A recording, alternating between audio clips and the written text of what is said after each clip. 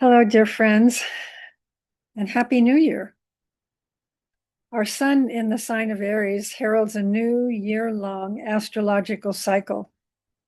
It began on March 20th at the spring equinox, and it heralds the beginning of spring in the Northern Hemisphere and is always associated with fresh starts and new beginnings.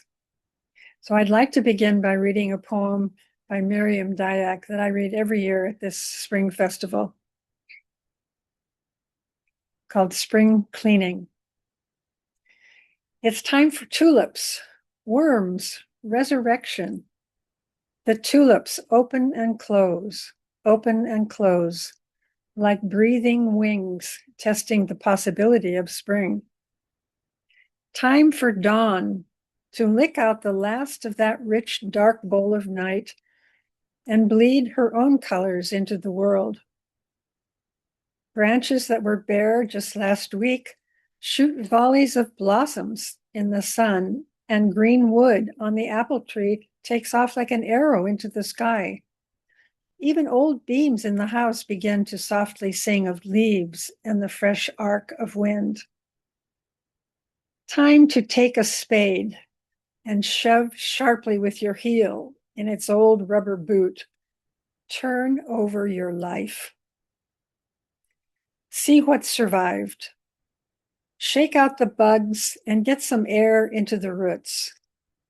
Throw out piles of papers, unfinished projects, like layers of old mulch. In the morning, your heart is still a cupped leaf holding dew. If you can match that stillness and look into the sweet water of your own heart, you may catch the wild promise, a goddess just waking the magic of your own rebirth. End quote. To turn over your life, you have to leave something behind you. You have to leave the past behind. And Pisces represents our past. We have to be as open chalices to receive the new life. There is something lying dormant, waiting to be reborn within you. What needs to be shed for that rebirth to take place?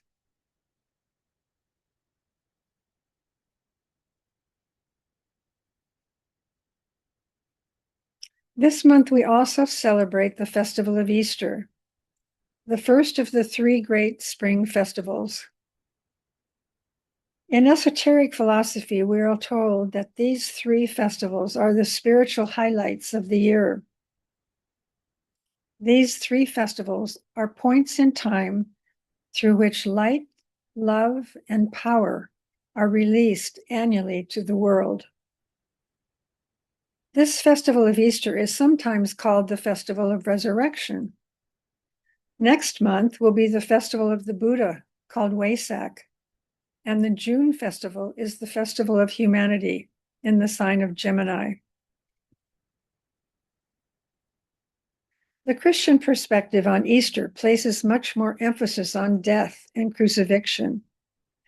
In the esoteric tradition, we focus on the energy of restoration, regeneration, resurrection, rebirth, renewal.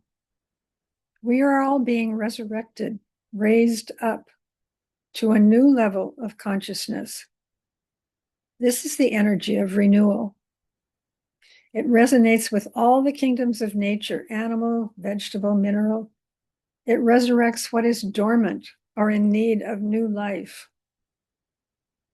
The Aries energy is fiery. It helps to purify, to burn away all it obstructs so we can be lifted up and resurrected. I'd like to read a quote now from the book Bethlehem to Calvary by Alice Bailey.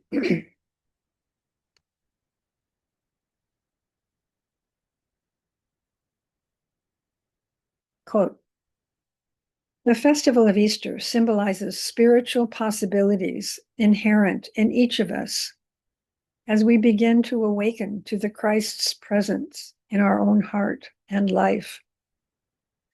Resurrection, as esotericists define it, is not related to raising the dead, but it does represent the passage from the death of self-absorption to the life of unselfish love, the transition from the darkness of individualism and separativeness to the light of universal spirit, from falsehood to truth, from the slavery of the world to the liberty of the eternal. The journey from darkness to light, from the imprisonment of the body to the state of pure being, is the path of resurrection. It is not a one-time happening of the physical body arising from the grave, but it is continually the potential of each hour, each minute, to be born anew, to move on and let go of the past, and to choose the future. After the quiet of winter, where the earth was dormant, Aries springs forth, bringing new hope, new life, and invigorating all the kingdoms of nature. End quote. So we might want to consider this month, what is lying dormant within us? What has been hibernating all winter, waiting to be resurrected in you?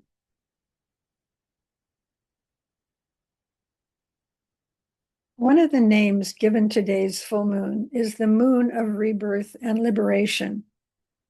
And it honors both Good Friday in the Christian tradition and the beginning of Passover in the Jewish tradition, celebrating liberation from slavery and the journey of rebirth.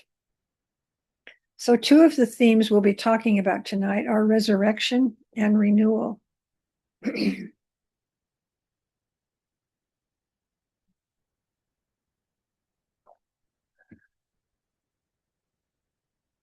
In preparing for this month's full moon ceremony, I ran across an article by the astrologer David Nickel, and I'd like to quote and summarize some of his notes.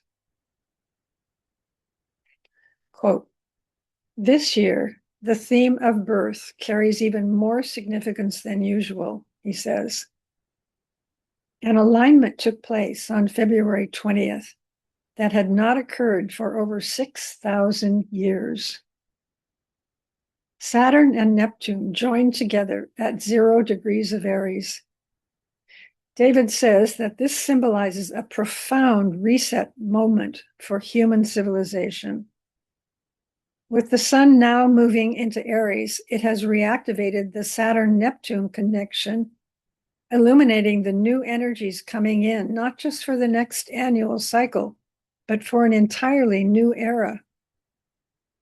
In the first few months of 2026, there was a large configuration of planets migrating through Capricorn, Aquarius, and Pisces. Now this group of planets is moving into Aries, bringing an exceptionally concentrated burst of Aries energy to get up and go vitality, high octane rule for our takeoff. David goes on to say that with 6 planets in Aries, the year ahead is likely to be characterized by bold new beginnings and trailblazing endeavors, as well as a headstrong spirit and a force and a fair dose of volatility. The Chinese Year of the Fire Horse seems aptly named. Later in the season, Mars and Mercury will join the party, bringing assertive speech and actions to power our reemergence. With the Sun, Moon, Venus, Mars, and Mercury all moving through Aries this season, they make a number of record conjunctions with the slower moving planets, Saturn, Neptune, and Chiron. And conjunctions symbolize the end of one cycle of time and the beginning of another. They therefore have an Aries kind of energy bursting with new life.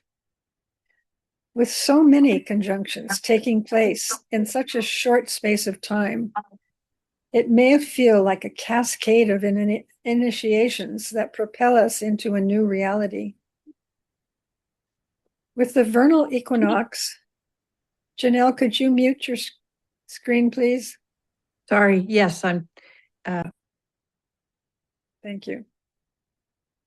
With the vernal equinox, 7 planets in Aries, 7 conjunctions, all planets moving forward, all this would seem to scream forward charge.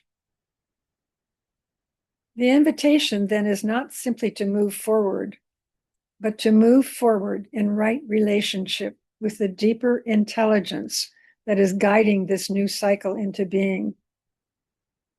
If we can align bold action with subtle attunement, courage with humility, initiative with listening, this Aries season has the potential to mark not just a surge of momentum, but the beginning of something truly enduring, end quote.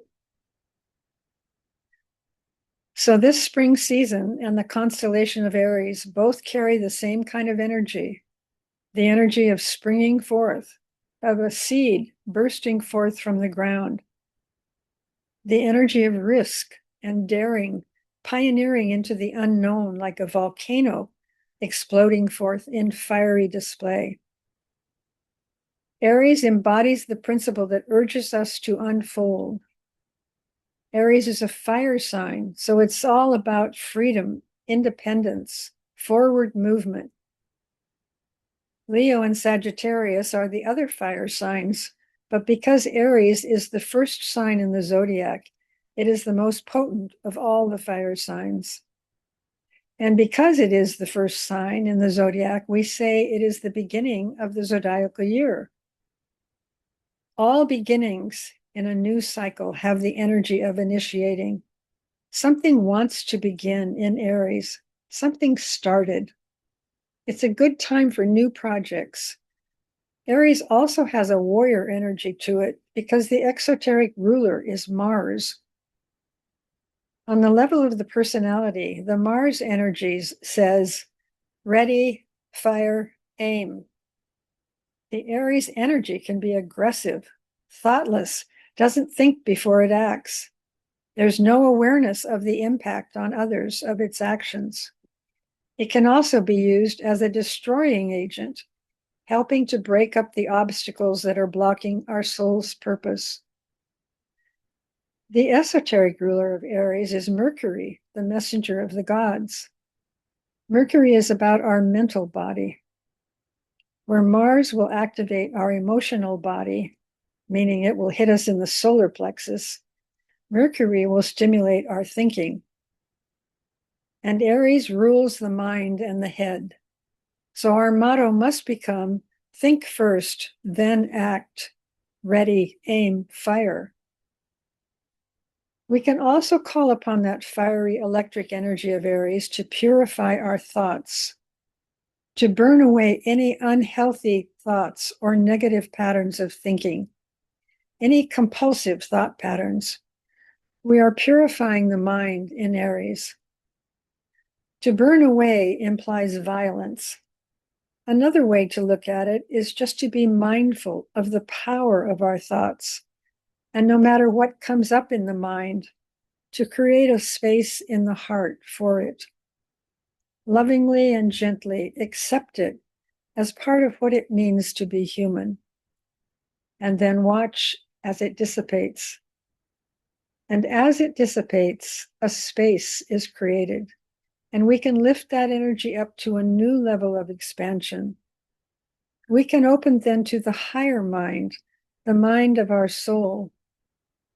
The soul can then infuse us with its higher ideals, its divine thoughts, thoughts that we can then use to help uplift our planet and all the kingdoms of nature. We essentially resurrect our minds. We know that life moves in cycles, big and small. All life is cyclical. The sun moving in the heavens, night and day, the 4 seasons, even our breathing is cyclical. We refer to the in-breath as breathing in inspiration and contact with the divine, and our out-breath distributes the potent energy contacted to humanity as an act of service. Spiritual energies are also subject to cycles. The cycles of highest potency are available to us at the full moon. And these first 3 full moons bring in the highest potency of the year. As we know, at each full moon, there is an alignment between the Earth, the Sun, and the constellation. And this alignment opens a doorway for us to invoke the higher energies. And because of that invocative appeal, the energies descend via that same doorway into the hearts of humanity. There is a greater possibility of revelation, greater insights and understandings, greater truths being revealed to us. This festival of resurrection, or Easter, inaugurates the new cycle every year, and every year many more people around the world celebrate these festivals at the time of the full moon. And because energy follows thought, there is a tremendous potency to this unified approach. Every full moon brings light to the darkness, to whatever we need to see and deal with before we can go any further. Think back a few weeks at the time of the new moon or the spring equinox. What have you been envisioning? What needs to change? What must be brought into balance? This full moon illuminates how we are all relating to ourselves and to others, how we are relating to work, to the world we live in. Libra, its opposite sign, reveals how balance of our inner masculine and feminine energies influence every aspect of our lives. Aries, with its ruler Mars, requires that we develop courage, the willingness to take a risk, and to take a stand when necessary. Libra has Venus as its ruler, so it's concerned more with partnership, with peace, with fairness and equality, beauty and truth. We are called at this full moon to be both brave and compassionate. Where do you need to be more assertive? Where do you need to be more accommodating? Where do you take your stand, and where are you called to bend?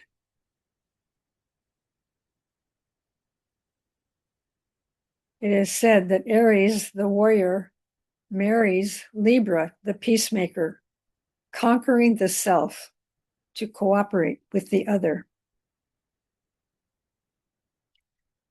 When we meditate on the energy of Aries, we can tap into that vitalizing energy it holds. We can dissolve or cast off our spiritual burdens, our anxieties, our obsessive worries. Aries gives us the impetus to leave the old behind and adjust ourselves with confidence to the new and better. I'd like to read another quote now from the astrologer Heidi Robbins and what she has to say about the Aries energy.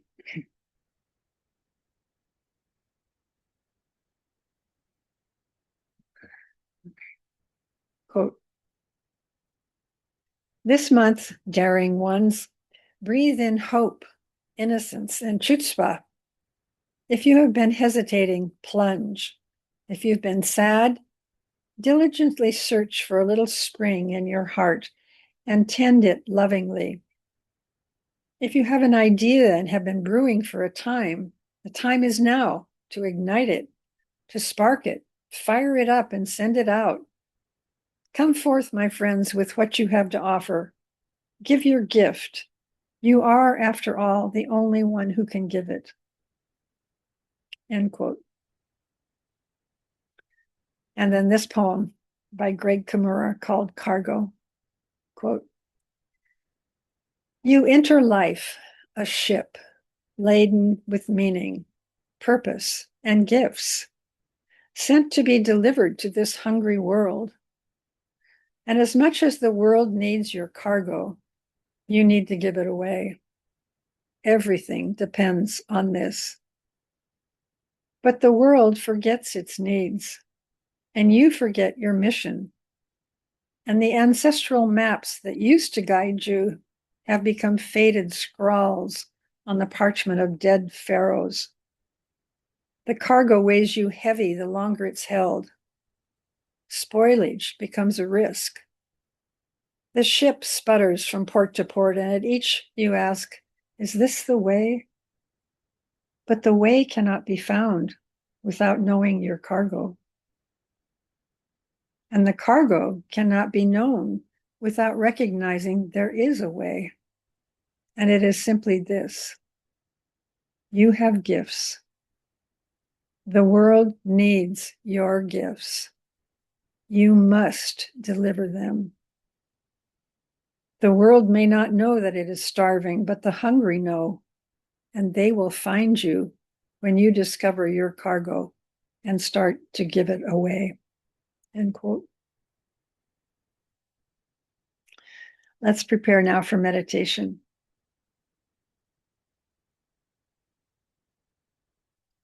Seating yourselves comfortably now with the spine relatively erect. Begin taking a few deep cleansing breaths.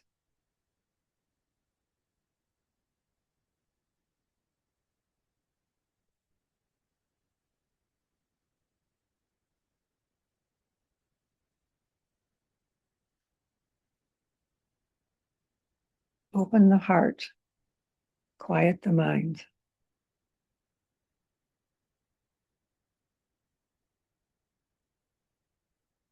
Allow the breath to flow easily and effortlessly through your body. Allow the breath to bring you home into your body.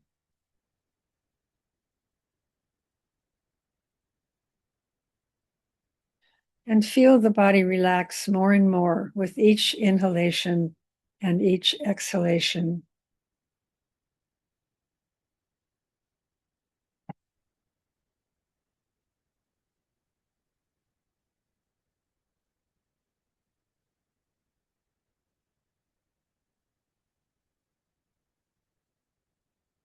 From this place of openness and receptivity, let us give thanks for this special moment, this festival of Easter, of resurrection and renewal. Let us bless whatever is wanting to come forth within us this month. Let us bless our courage to bring it forth, our daring.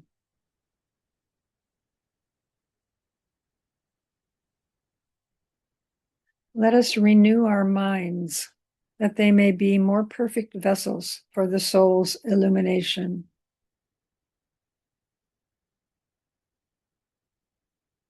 Let everything within us be resurrected and made new, that we might be of greater service.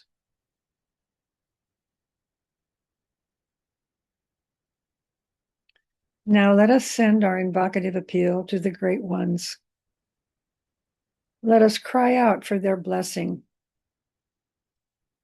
Pour down upon us the resurrecting energy of Aries, that we may be purified vessels, holy containers of this sacred energy.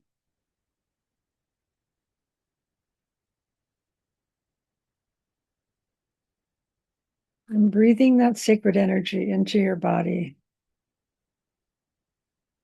Let's take a moment now to send it forth throughout the world to people of goodwill everywhere.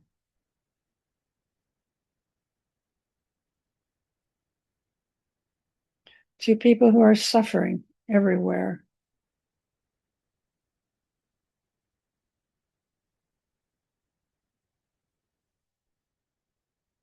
To people who are longing for peace everywhere.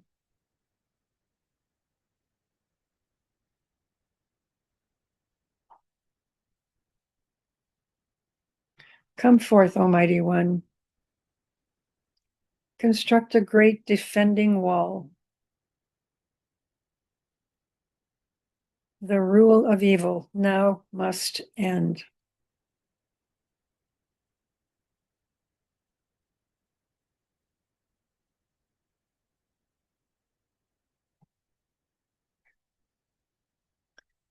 And now a final poem by John O'Donohue, For a New Beginning.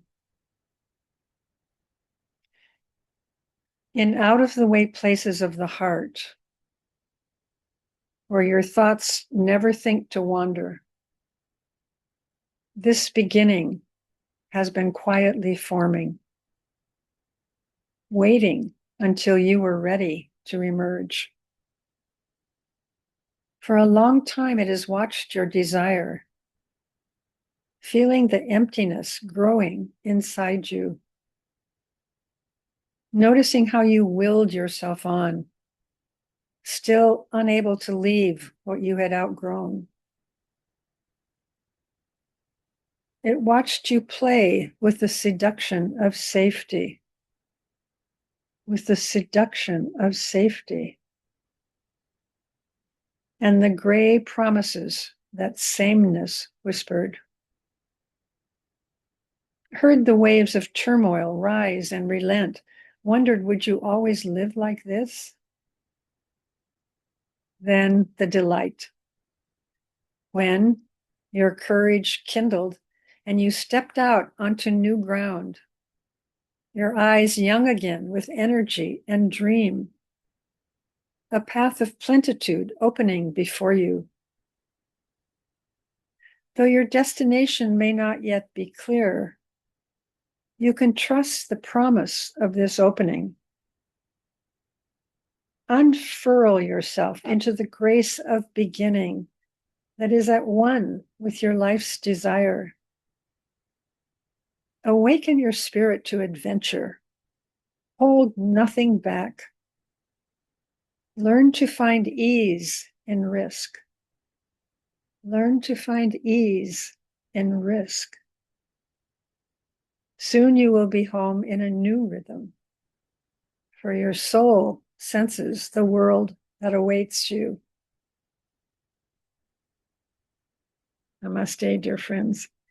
And I want you to remind you of next month being Wesak Festival, the most powerful full moon of the year.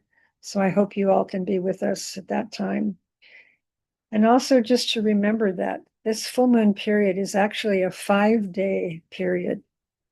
The 2 days before the full moon are called the days of preparation, where we seek to raise our vibration up to as high a level as we can, to be ready to receive the powerful energies from the great ones. And tomorrow is called the day of contact, the day of the full moon, where the energies descend. The following 2 days are called the days of radiation and distribution, because it is then that we consciously and with intent send those energies out into the world for healing our community and our world.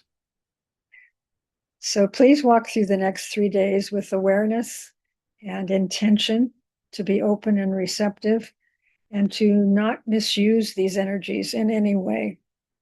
So again, thank you so much. Namaste.